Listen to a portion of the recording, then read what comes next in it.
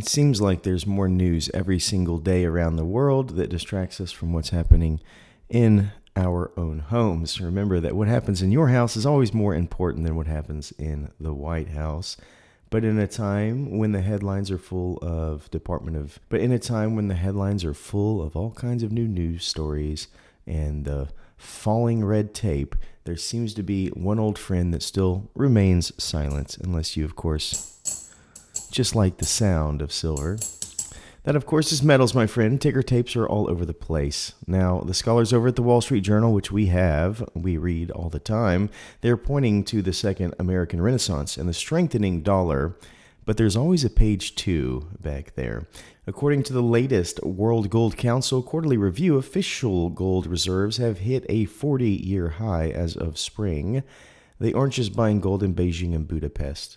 They're hoarding it, and it seems that even in the age of the algorithm, world leaders still prefer a currency that they can drop on their foot and feel the bruise a couple days later. It's a nice place, right? And America seems to be getting back in line with that to a degree.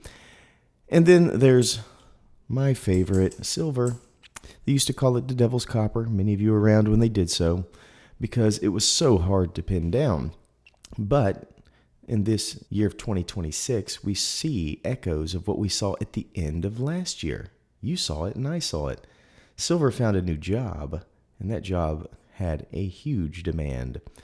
The Silver Institute's 2026 industrial report tells us that with the massive expansion of, let's say, the American-made semiconductors and the new Starlink standard for global connectivity, we're using silver faster than we can pull it out of the ground. We've talked about this, folks.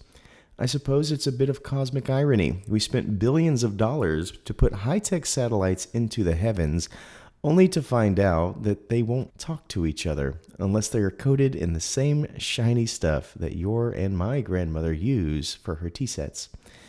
Recently, the silver-to-gold ratio, that's the yardstick the old-timers use, tightened to its most narrow gap in a decade. Forbes calling it the Great Reshining, though I suspect miners just call it overtime. But here's a little more to the story. Deep in the heart of the Treasury, there's been a quiet conversation. Bloomberg's late-breaking analysis reveals that the administration moves towards a digital freedom coin to replace the aging greenback, and they've discovered a snag.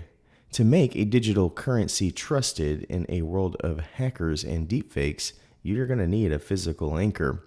And so the very government that spent 50 years telling you gold was a barbarous relic has suddenly become its biggest fan. International memos cited by Reuters show us that the U.S. isn't just protecting gold in Fort Knox anymore. They're looking to buy more. That makes me a little bit more happy.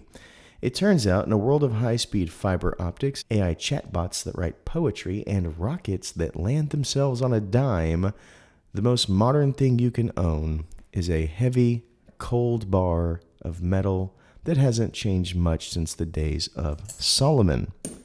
But I want to know what you think. Do you think that America buying gold again is a good thing? And do you think that we ever will see the opening of Fort Knox to have an account of what's actually in there? I know they talked about it, and I think they even visited it, but I never saw if they actually tabulated what was in Fort Knox.